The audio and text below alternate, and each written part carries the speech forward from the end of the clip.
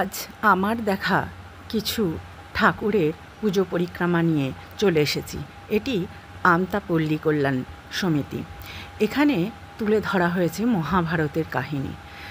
মহাভারতের কাহিনী দ্রৌপদীর বস্ত্রহরণ থেকে শ্রীকৃষ্ণের কুরুক্ষেত্রে যে যাত্রা সেসব এখানে তুলে ধরা হয়েছে ছবির মাধ্যমে এবং নানা রকম পুতুলের মাধ্যমে এখানে এই কাজগুলো করা হয়েছে। এবার আমরা চলে এসেছি আমতা শরৎ সম্মেলনী। এখানে ঠাকুরও খুব সুন্দর হয়, আর আজকে অষ্টমী, তাই প্রচণ্ড ভিড় হয়েছে এখানে।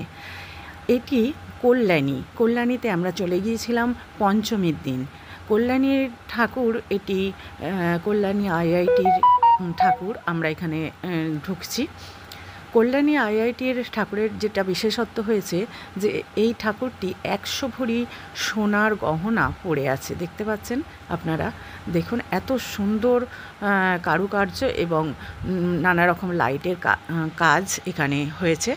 কল্যাণীতে আরেকটি ঠাকুর আমরা দেখলাম, এটি রাজস্থানের একটি দুর্গের রূপ নিয়েছে এখানে। এরপরও অনেকগুলো ঠাকুর দেখা হয়েছে, কিন্তু আমি বিশেষ কিছু ঠাকুর প্যান্ডেল এগুলো আপনাদেরকে দেখাচ্ছি। যাই হোক, দেখুন যেভাবে যে দুর্গের ভিতরটা তৈরি করা হয়েছে, এত সুন্দর কারুকার্য আর সুনিপুণ হাতে তৈরি হয়েছে এই প্যান্ডেলটি। কিছুটা আছে থার্মোকল আর একটু কাঠ ব্যবহার করা হয়েছে। এত সুন্দর কারুকার্য, সত্যি অপূর্ব, খুবই মনোরম। এরপর আমরা আরেকটি প্যান্ডেলের উদ্দেশ্যে রওনা দেব। এইভাবে প্রায় অনেকগুলো ঠাকুরই আমরা দেখলাম। যাই হোক, এবারে আমরা দেখব, তার আগে আরেকটা জিনিস দেখে নিই। দেখুন, আমতার সবথেকে ছোট্ট ঠাকুর। এটা এত সুন্দর হয় সেটা বলার কথা নয়, এটি আমার পাড়াতেই হয়।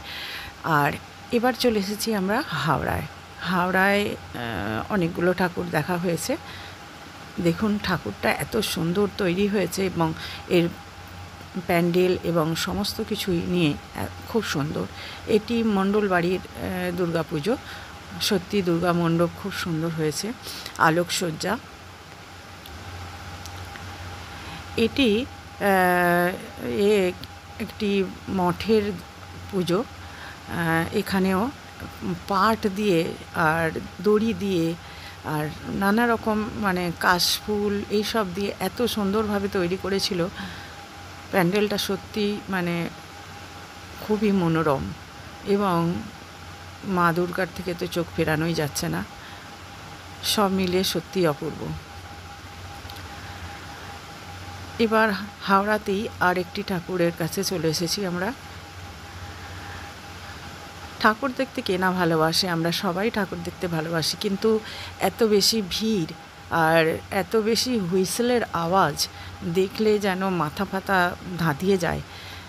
যে কারণেই সব ঠাকুর হয়তো দেখা হয়ে ওঠে না। তবু আজকের মতন এই ঠাকুর দেখাই